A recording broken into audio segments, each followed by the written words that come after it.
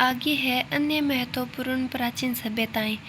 बीनमाल जालोर की सभ्यता भी एक महत्वपूर्ण सभ्यता है जिसका उत्खनन आर.सी. अग्रवाल ने करवाया था। बीनमाल कहाँ है? जालोर में। और इसका उत्खनन किसने करवाया? R C. Agrawal. R C. Agrawal. Bhinmal Jalore R C. Agrawal. R C. Agrawal. यहाँ से एक रोमन एम्फोरा यानी सुरा पात्र व एक यूनानी सुराही मिली है जो इसके विदेशी व्यापार का केंद्र होने की पुष्टि करता है। बीनमाल का प्राचीन नाम श्रीमाल था।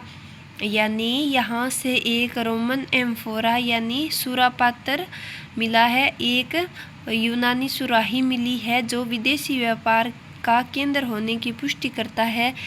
यानी भीनमाल जालोर में क्या होता था? कोई विदेशों से भी व्यापार होता था। इसी प्रकार ईसवाल उदयपुर से प्राक ऐतिहासिक कालीन सभ्यता के प्रमाण मिले हैं। यहाँ से समृद्ध लोहा उद्योग के साक्ष्य प्राप्त हुए हैं। कहाँ से? ईसवाल उदयपुर से समृद्ध लोहा उद्योग के साक्ष्य प्राप्त हुए हैं। प्राचीन मत्स्य जनपद में स्थित बेराठ जयपुर की बिजक पहाड़ी, भीम की डूंगरी, महादेव जी की डूंगरी, हड़प्पा सभ्यता व मौर्य काल के अवशेष प्राप्त हुए हैं। दयाराम साहनी, नीलरतन बनर्जी, कैलाश नाथ दीक्षित जैसे विद्वान इसके उत्खनन से जुड़े हुए थे। बेराठ से गोल मंदिर व अशोक के स्तंभ के अवशेष प्राप्त हुए हैं। बेराठ के समीप अशोक का भाब्रू अभिलेख प्राप्त हुआ है जो अशोक के बौद्ध धर्म का अनुयायी होने का सबसे पुख्ता प्रमाण माना जाता है। यानी इसमें एक तो हमने पढ़नी भीनमाल जालोर और उसका उत्खनन किसने किया? आर.सी. अग्रवाल ने। और यहाँ से एक रोमन एम्फोरा यानी सुरा पात्र और एक यूनानी सुराही मिली है और जो विदेशी व्यापार का केंद्र होने की पुष्टि करता है। और ये तो मैं पता ही है, बीनमाल का प्राचीन नाम श्रीमाल था। और ईसवाल है वो उदयपुर में है, प्राक ऐतिहासिक कालीन सभ्यता है और यहाँ से समृद्ध लोहा युग के साक्ष्य प्राप्त हुए हैं। अब है प्राचीन मत्स्य जनपद में स्थित जो बेराठ है, बेराठ जयपुर में है। बिजक की पहाड़ी, भीम डूंगरी, महादेव जी की डूंगरी, ये सभी बेराठ जयपुर में है। यहाँ से क्या है? हड़प्पा सभ्यता और मौर्य काल। हड़प्पा सभ्यता और मौर्य काल के अवशेष प्राप्त हुए हैं।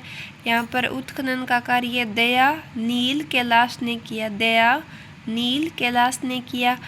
और एक बेराठ से एक गोल मंदिर, अशोक के स्तंभ के अवशेष मिले हैं और अशोक का भाब्रू अभिलेख प्राप्त हुआ है जो अशोक के बौद्ध धर्म का अनुयायी होने का सबसे पुख्ता प्रमाण माना जाता है।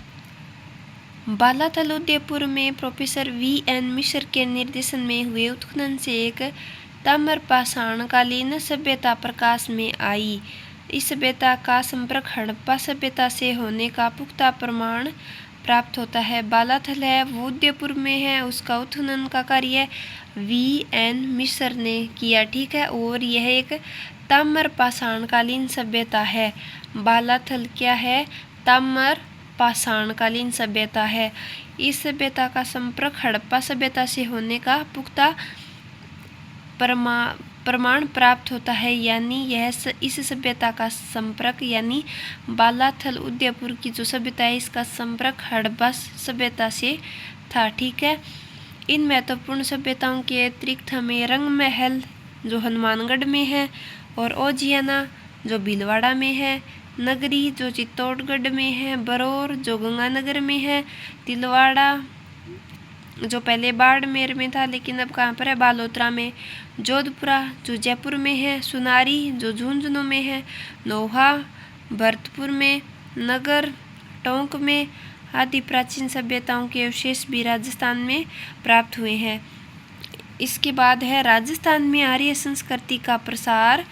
हड़प्पा सभ्यता के पतन यानी 1800 ईसा पूर्व के आसपास के बाद भारतीय इतिहास में वैदिक सभ्यता का प्रारंभ होता है।